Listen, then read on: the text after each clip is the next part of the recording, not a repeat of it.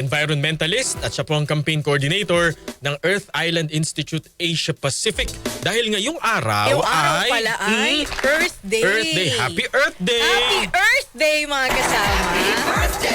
Birthday din ni Conde Bata. Conde Bata. Oo. Oo. Happy birthday kay Radyoman Sais Conde Bata. Happy birthday! Ayan. At speaking of Earth Day, tatanungin natin ano ba yung mga aktibidad ngayong araw na ito? At ano ang kahalagahan nito? Yes. Oo. Good morning po, Sir Robert. Si Xander po ito at si Angel. Good morning po. Magandang umaga po sa lahat ng mga tagapakinig ng inyong programa po sa DCXL. Magandang umaga rin po sa ating mga hosts, si Sir Sander and si Ma'am Angel. Opo. At si Sir Robert po, parang mas ang inyo pong inclination po ay marine, ano po no? Marine wildlife? Yes po. Opo, ayun. Opo. Una ho sa lahat, opo, ano ho ba ang history nitong Earth Day na ito at bakit ho natin ito isineselebrate or ginugunita? Actually po, ang Earth Day po, kung hindi ako nagkakamali, more than siguro mga 5 decades na tayo. No? Wow. Sineselebrate itong Earth Day. Kasi nung time na yon, mga 1960s, nandun talaga yung pangangailangan para i-educate yung mga mamamayan dun sa issue ng ating kalikasan. Tapos nung time na yan, sumusulpot na rin yung modern environmental movement sa Amerika. Actually, ang nag-drive talaga na magkaroon ng ganitong movement is yung naganap na oil spill sa US, yung Santa Barbara oil spill.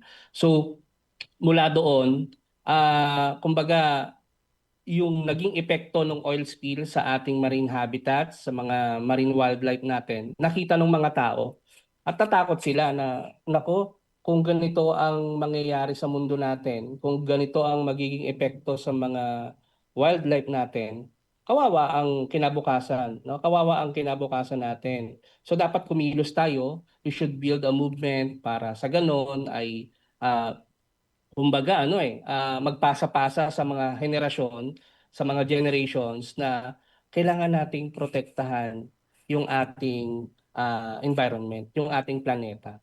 So this year po yung ang highlight po ng Earth Day natin ngayon is yung parang save our planet, protektahan na talaga yung ating kapaligiran kasi nga kung mapapansin niyo po sobrang tindi nung init na nararanasan Sobra. natin ngayon. Tapos may projections po ang pag-asa na possible na magkaroon ng super El Nino this coming sa mga susunod na buwan. So nakakabahala.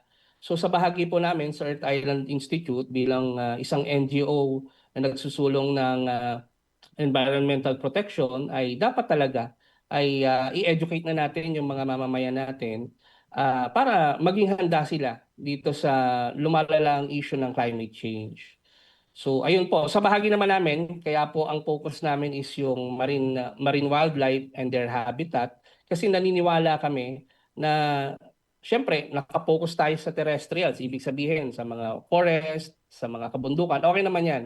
Pero kailangan din natin pahalagahan yung buhay dito sa ating karagatan, yung mga wildlife natin, mga isda, yung malinis na tubig sa karagatan, mga coral reefs, kailangan din natin protektahan. Kasi kumbaga buhay maraming nakaasa, maraming mga mangingisda na umaasa rin sa ating karagatan.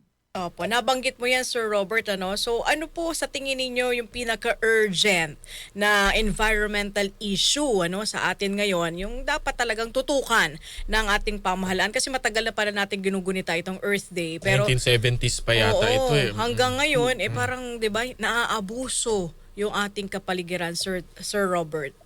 Sige po. Ma'am, ang isa po sa mga glaring issues sa environment natin ngayon, dito particularly sa Pilipinas, yung issue ng plastic pollution. Plastic. Yes po. Kung mababalitaan po ng ating mga kababayan, though ganito po sa bahagi namin sa Earth Island, hindi natin sinisisi yung mga kababayan natin. Maraming plastic waste. Ang kailangan natin gawin ngayon ay solusyonan. Hindi natin kailangan magsisihan. Kailangan natin solusyonan. Sa bahagi ng government, dapat umaksyon na sila. talaga. Itong nagaganap po na mapapansin niyo yung Nabotas landfill, ano, Mm-mm. nasusunog ilang araw na hindi maapula. Tambak ng basura, nasusunog. Kailangan nating umaksyon talaga. Kasi kapag hindi po natin ginawa ng solusyon ito at magtuloy-tuloy itong mga ganitong problema, kawawa po yung mga kababayan natin. Ayun po, ano, yung usok na yan. Ako, napapansin ko po tuwing umaga, mausok dito sa Quezon City Mhm, smog. na mukhang nanggagaling doon sa nasusunog na basura. Ah, may mga health risk po 'yan, lalo na sa mga ano natin, no, sa mga vulnerable sectors natin, mga senior citizens. Kaya dapat talaga kumilos, no, kumilos na yung pamahalaan. Isa sa mga nakikita po namin ay talagang dapat maglabas na ng policy ang government para ipagbawal yung mga single-use plastics. Yan yung nakikita natin. Tapos magkaroon talaga ng maayos na waste management, no, yung ating gobyerno para mabawasan na yung paggamit ng plastics. May batas tayo Kumbaga, dyan, Sir Robert, di ba? yes po. Kaso lang, kami po ang critic namin doon, parang hindi ang kumbaga ang tunguhin ng batas ay hindi para i-reduce yung plastic waste, kundi para i-encourage pa na mag-produce ng plastics. So sa bahagi namin kulang itong policy na to. At dapat nating i-enhance yung ating mga policies para talaga magkaroon tayo ng konkretong solusyon dito sa plastic waste natin. So Mhm. ayun po, no. Sa mga brand audits po na ginagawa ng ibang mga NGOs, lumalabas na almost 168 million na single-use plastics ang ginagamit ng mga Pilipino. So dapat yung gobyerno umaaksyon na siya. So umaaksyon na sila dito. Kailangan bawasan na i-encourage yung mga kababayan natin na bawasan yung paggamit ng plastics. Opo. Dapat Kasi, opo. pangunahan ng gobyerno. Sir Robert, iniisip ko lang naman din kasi ang Pilipinas kasi bilang mahirap na bansa at ang atin pong kultura ay yung tingi-tingi. Sachet Sachet. economy. Oo, parang ganun. Mm. Sachet economy, ayan. Nasa isip ko kasi parang tingi culture, ganun. Ah, kung ako po ay mahirap, hindi naman ako bibili ng isang botelya ng shampoo eh. Shampoo. Kumbaga po kung bibili ako ng isda sa palengke, hindi naman ako bibili ng yung wholesale na i-freezer ko. Kumbaga po isang piraso, talaga pong ipa-plastic ko eh. Paano ho kaya yun masosolusyonan sa ating bansa na hindi naman din po walang kapasidad yung mga kababayan natin na bumili ng wholesale? Apo. Sige, ganito sir, yung issue kasi ng plastic waste talaga, medyo complex siya, no, na problema. Structural yung problema, syempre, yung mga kababayan natin, napipilitang bumili ng mga sachet na produkto kasi yun lang yung kaya ng pera nila. Sa bahagi po namin, talagang kailangan din na magkaroon ng drastic change structurally sa lipunan natin tsaka sa gobyerno. Kailangan itaas talaga yung sweldo ng mga kababayan natin, no? Kailangan magkaroon ng kumbaga itaas yung living wage nila nang sa gayon kumbaga possible naman 'yan na makabili ng ng mga ganyang produkto. Tapos sir, kung babalikan natin yung history ng sachet culture, sa bahagi namin talagang dapat talaga ibalik natin yung dating refill system.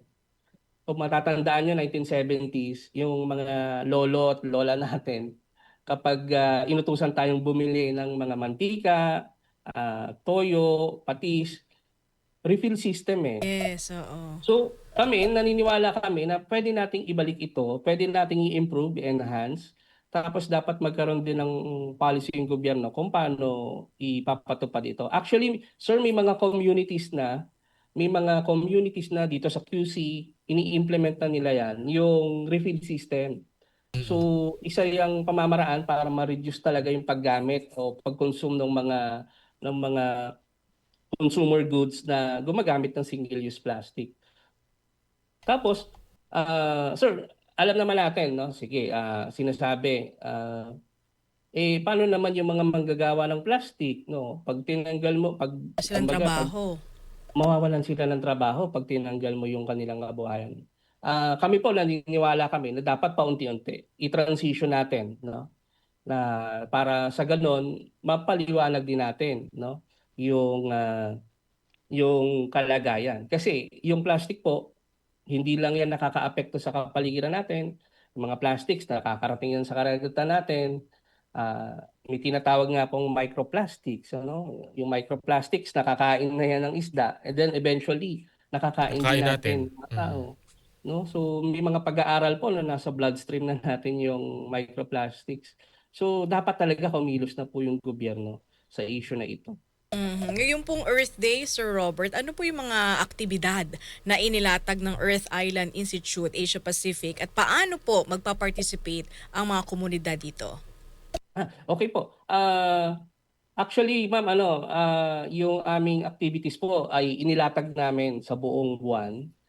Meron po kami mga series ng webinars na pwedeng lumahok yung ating mga yung mga interesadong participants natin. Kung gusto nyo ma-educate or may malaman na issues about ating environment, willing naman po namin kayong i-invite or pwede po kayo mag-participate. Ah, nung nung Sunday po, nagkaroon kami ng isang malaking activity, yung Earth Day Cleanup Drive dito sa Las Piñas Wetlands Park. Las Piñas Parañaque Wetlands Park. Ano yan eh, may mga ano So, dyan eh. Yung mga migratory birds, di ba ho, minsan? yes po. Mm-mm.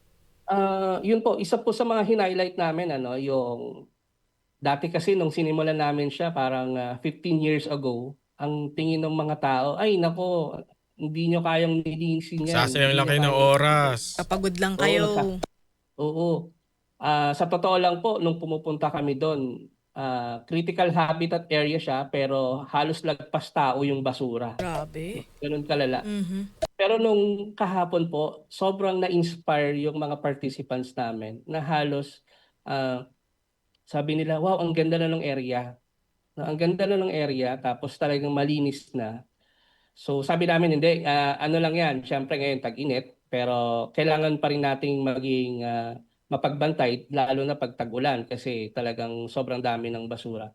Pero ang gusto lang po naming i-highlight dito is kapag naging consistent yung ginagawa natin, no? Gaano man kalala yung problema sa issue ng plastic ay talagang masusolusyonan eh.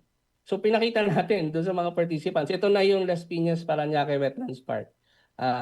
Ayan, may makikita kayong mga migratory birds, matataas yung mga mangroves.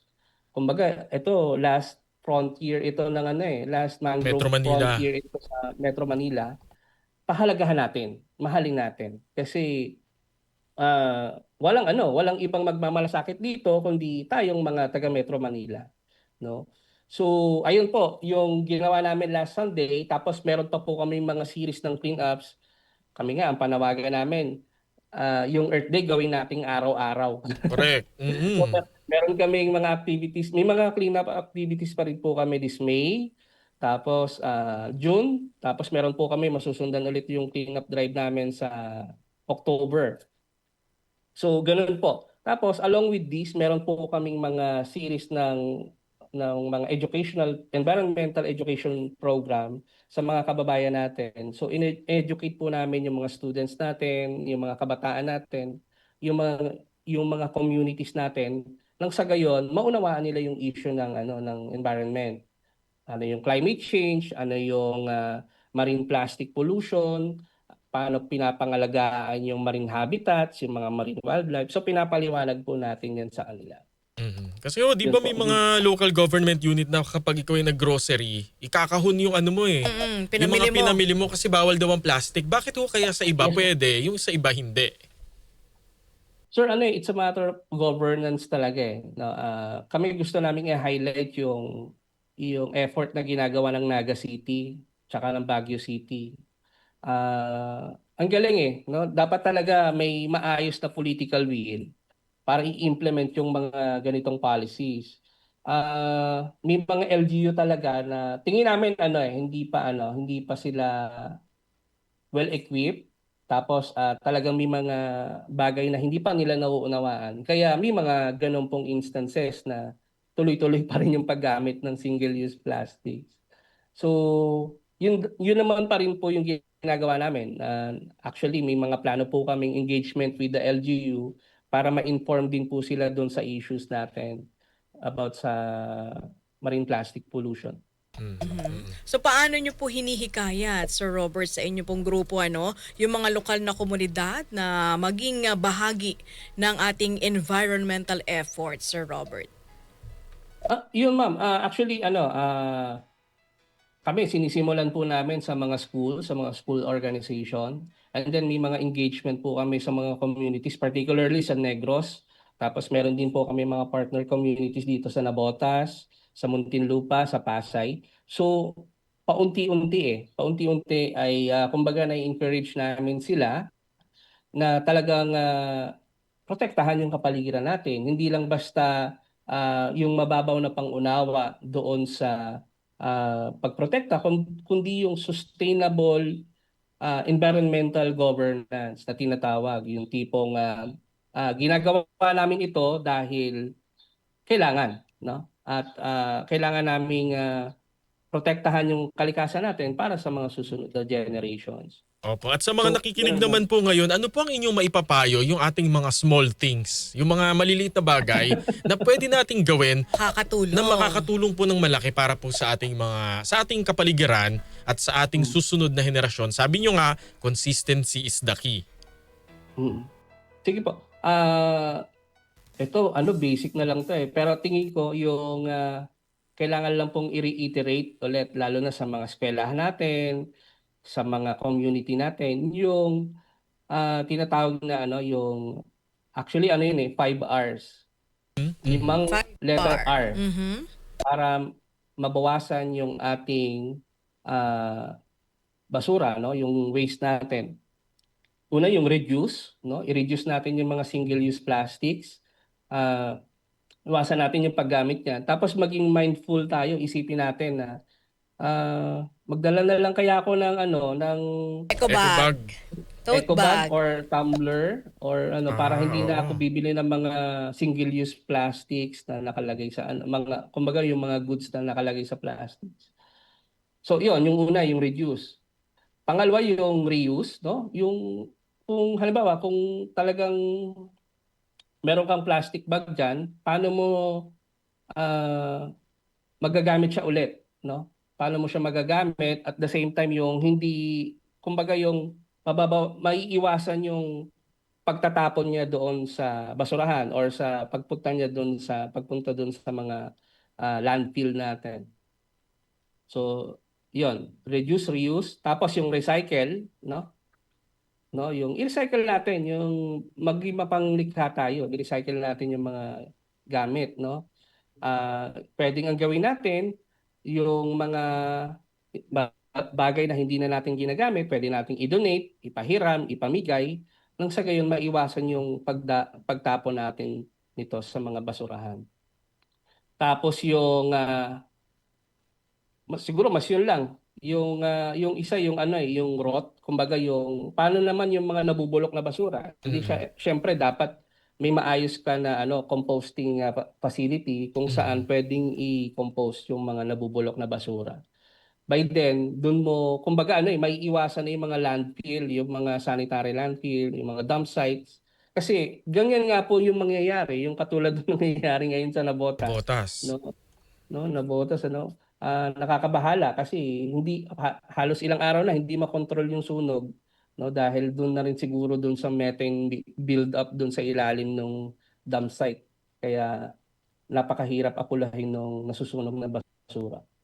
So yun po yung mga pwede nating gawin, no, para makatulong sa pagprotekta ng ating kapaligiran at maiwasan din yung mga sakit, no, na nararanasan natin. Opo. And with that, maraming salamat Thank you, po sa inyo, Sir Robert. Okay po, maraming salamat po sa ating mga host at sana po ay makatulong po ang lahat ng aking mga naibahagi. Opo. Thank you so much din po sa Earth Island Institute Asia Pacific. Especially po kay Sir Robert Ray Medrano, siya pong campaign coordinator. Earth Island Institute Asia Pacific, isa rin pong environmentalist. Reduce, reuse, recycle. Meron pa yung ROT, ROT. ROT kasi pag RAT, Daga yun. dadagain kayo kapag Pag hindi kayo nagkaanlinis sa inyong mga basura Oo. dyan, di ba? Yan. Sabi nga ni Sir, kung hindi mo laging gagawin, wala ring effect. Gusto ko yung consistency Is the key. Diba? Hindi yung magaling lang tayo kapag may coastal clean up. Oo, yung mga pagka sinabi ng DILG secretary na walis-walis kayo manghuli. dyan, walis-walis kayo. Oo. Na manghuli. Diba? Na mga nakahubad. Doon lang Oo. kayo masigasig. Pero the following day, Wala wala, na. Diba? So kung tutuloy-tuloy nyo yan, malaking bagay po yan para makatulong po sa ating environment. Thank you po.